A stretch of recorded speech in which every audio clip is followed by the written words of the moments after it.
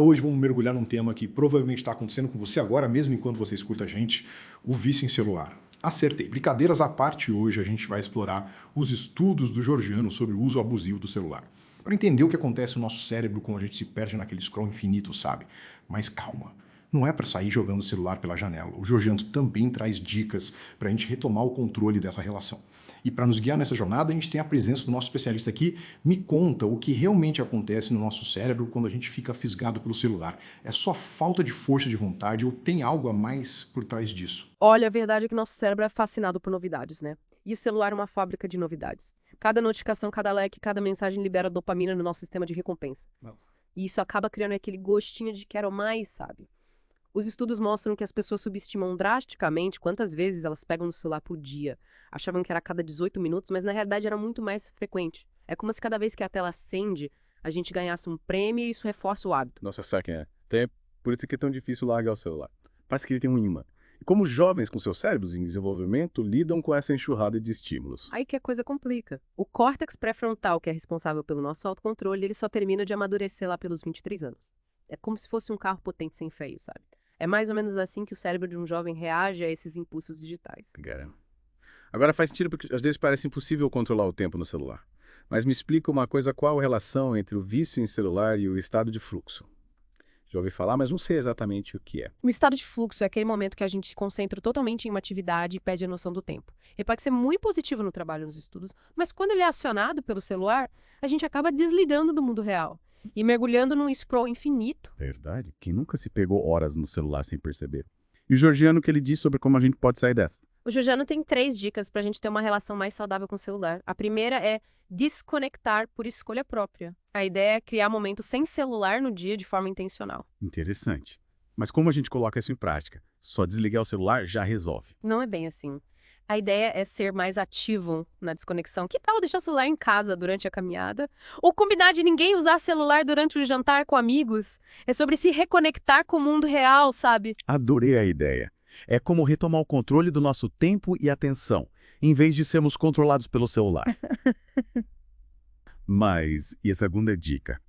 O que o Georgiano sugere? A segunda dica é trocar hábitos digitais por analógicos. Buscar alternativas não digitais para atividades que a gente normalmente faria no celular. Tipo usar um relógio de pulso em vez de olhar as horas no celular. Ler um livro físico em vez de usar um app de leitura ou usar um mapa de papel em vez do GPS, sabe? Às vezes a gente se acostuma tanto com a aprendizagem digital que esquece o prazer de fazer essas coisas à moda antiga. Trocar hábitos digitais por analógicos pode ser uma forma de resgatar essa experiência e, claro, diminuir o tempo na tela. Faz todo sentido. Pequenas mudanças que podem fazer uma grande diferença na nossa relação com o celular. E a terceira dica, o que o Georgiano nos reserva para finalizar. A terceira e talvez a mais desafiadora é controle o impulso antes que ele te controle. É sobre desenvolver autoconsciência e autocontrole diante da vontade de usar o celular sem necessidade. Essa parece difícil mesmo. Mas como a gente coloca isso em prática? Tipo, como resistir àquele impulso de checar o celular a cada 5 minutos? A chave é a autoobservação. Quando você sentir vontade de pegar o celular, pare por um instante e se pergunte por que eu estou fazendo isso? Eu preciso mesmo usar o celular agora. É como fortalecer um músculo, sabe? Com o tempo você se torna mais capaz de gerenciar os seus impulsos. Gostei da analogia. E se, mesmo com essas dicas, a gente continuar com dificuldade em controlar o uso do celular, o que o Georgiano sugere? Ele ressalta a importância de buscar ajuda profissional, caso sinta que não consegue controlar o uso do celular sozinho. É como a Ariane diz. Se você tenta, mas não consegue parar, talvez seja a hora de buscar ajuda.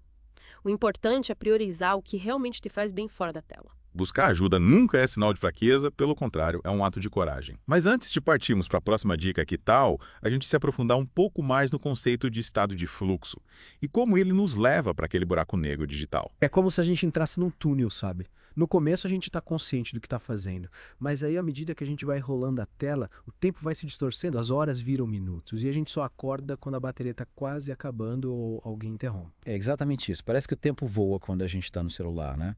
Mas o que acontece no nosso cérebro durante esse estado de fluxo que deixa a gente tão hipnotizado? O cérebro libera uma série de neurotransmissores como dopamina, serotonina e endorfinas, que dão aquela sensação de prazer e bem-estar. É como se a gente estivesse numa montanha russa de emoções, sabe? A cada nova curtida, a cada novo vídeo, a gente recebe uma dose extra de prazer, o que mantém a gente preso naquele ciclo. Nossa, agora entendi porque é tão difícil sair desse ciclo.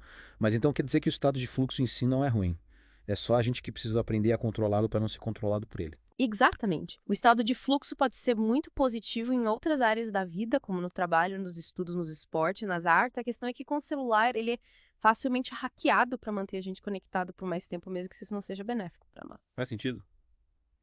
Mas e aí o que a gente pode fazer para evitar cair nessa armadilha do estado de fluxo no celular? Além das dicas do Georgiano, claro. Uma estratégia interessante é a desintoxicação digital. Já ouviu falar? Já, mas nunca tentei. Como funciona na prática? A ideia é passar um período sem usar o celular ou outros dispositivos eletrônicos. Pode ser um dia, um fim de semana, uma semana, o tempo que você se sentir confortável. É como dar um respiro para o seu cérebro, sabe? Se desconectar do mundo digital para se reconectar consigo mesmo, com seus hobbies, com a natureza, com as pessoas ao seu redor. Parece radical, mas confesso que é curiosa. E como a gente garante que essa desintoxicação seja eficaz? Tem algum segredo? O segredo é ter clareza dos seus objetivos. O que você espera alcançar com essa desintoxicação? Reduzir a ansiedade, melhorar o sono, ter mais tempo para os seus hobbies. Com os objetivos claros, fica mais fácil planejar a desintoxicação e se manter motivado durante o processo. Entendi. É como definir um destino antes de começar uma viagem, né? E É, durante a desintoxicação que a gente faz com todo esse tempo livre, sem celular a gente fica meio perdido, né? que nada. Que? As possibilidades são infinitas. Você pode ler livros, praticar exercícios físicos, aprender um novo idioma, cozinhar, meditar, passar mais tempo com amigos e familiares, se dedicar a um hobby, fazer trabalhos voluntários. Enfim, use a criatividade e aproveite esse tempo livre para fazer coisas que realmente te fazem bem e te trazem satisfação. Adorei as sugestões. Acho que vou experimentar essa desintoxicação digital. Mas me diz uma coisa depois que a desintoxicação termina, como evitar cair de volta nos velhos hábitos. A desintoxicação digital é um ótimo começo, mas é importante ter em mente que ela não é uma solução mágica. É como faxina na sua relação com a tecnologia, sabe? Depois da faxina, a gente precisa manter a casa organizada, né? Verdade. E como a gente faz para manter essa casa digital organizada? Definindo limites para o uso do celular. Que tal estabelecer horários específicos para checar e-mails e redes sociais? Ou evitar usar o celular na cama antes de dormir. Você também pode silenciar notificações desnecessárias, usar aplicativos que controlam o tempo de uso do celular. Ótimas dicas. Acho que com essas ferramentas e com a consciência dos impactos do uso excessivo do celular, a gente pode ter uma relação mais equilibrada e saudável com a tecnologia. Mas me conta, na sua opinião, o vício em celular é um problema individual ou é um reflexo de algo maior como a cultura digital em que a gente vive? Essa é uma pergunta complexa que exige uma análise mais profunda. É inegável que a cultura digital, com sua conectividade constante, sua busca incessante por novidade e sua valorização da imagem e da popularidade contribui para o uso excessivo do celular. Sim, faz sentido. A gente é bombardeado com informações e estímulos o tempo todo, né? Mas então quer dizer que a culpa é da tecnologia. Calma, não é bem assim. É importante lembrar que cada indivíduo tem sua própria história, seus próprios valores, suas próprias vulnerabilidades. É. O que pode ser um vício para uma pessoa pode ser apenas um hábito para outra. É como se a cultura digital fosse o terreno fértil para o vício em celular, mas a semente só germina em determinadas condições, né? E o que a gente pode fazer para mudar essa cultura e criar um ambiente digital mais saudável para todos. Essa é uma questão que exige um debate amplo e a participação de diversos atores. É. Governos, empresas de tecnologia e educadores, pais da sociedade como um todo. Precisamos repensar a forma como usamos a tecnologia, como ensinamos as crianças a usá-la, como regulamentamos as plataformas digitais, como criamos espaços para o ócio, a criatividade e a conexão humana real. Concordo. É um desafio enorme, mas acredito que com o diálogo e colaboração a gente pode construir um futuro digital mais humano e equilibrado. Com certeza. E falando em futuro digital, que tal a gente voltar para as dicas do Georgiano? Afinal, ele tem um terceiro conselho para nos ajudar a ter uma relação mais saudável com o celular. Verdade. A gente se empolgou com a conversa e quase esqueceu da última dica. Me lembra qual era mesmo? A última dica do Georgiano é controle o impulso antes que ele te controle. É sobre fortalecer o músculo do autocontrole, sabe?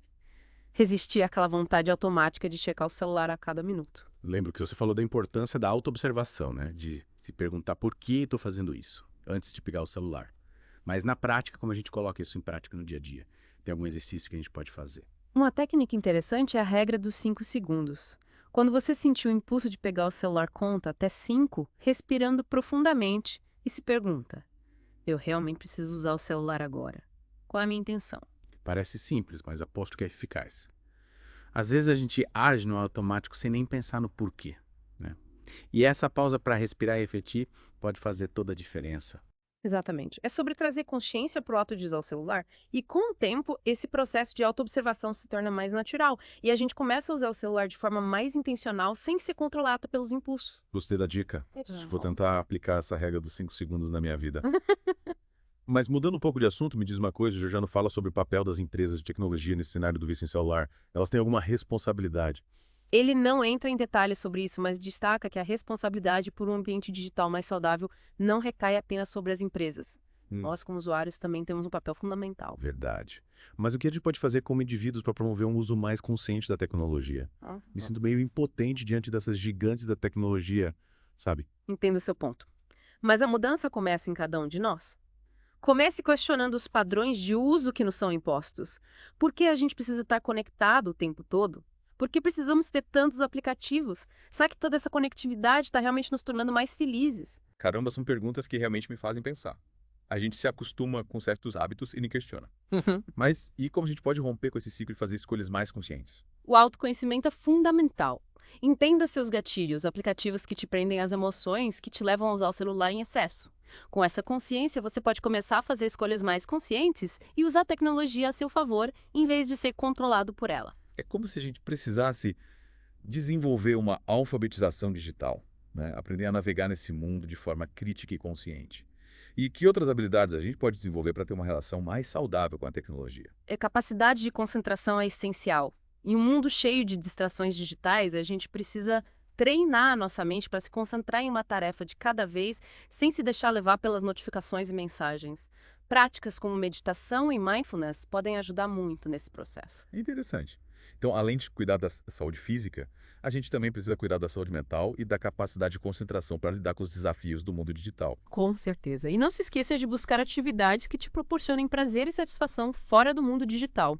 Cultivar hobbies, passar tempo com amigos e familiares, se conectar com a natureza, praticar exercícios físicos. É verdade, a gente precisa redescobrir o prazer de viver offline, né? E por falar em prazer, qual é a mensagem final que o Georgiano deixa para os leitores em seus estudos? Ele nos convida a refletir sobre o que realmente nos faz bem fora da tela. Uma pergunta simples, mas poderosa, que nos leva a questionar nossos valores e prioridades e a buscar a felicidade em lugares mais autênticos. Que bela mensagem para a gente encerrar o nosso mergulho profundo de hoje. E você que está nos ouvindo, o que te faz bem fora da tela? Que tal aproveitar essa inspiração para se desconectar um pouco e se conectar com o que realmente importa? A gente espera que você tenha gostado da nossa conversa sobre vício em celular. Lembre-se, a tecnologia é uma ferramenta poderosa e cabe a nós usá-la com sabedoria para que ela contribua para o nosso bem-estar e para um futuro mais humano e equilibrado. Até a próxima.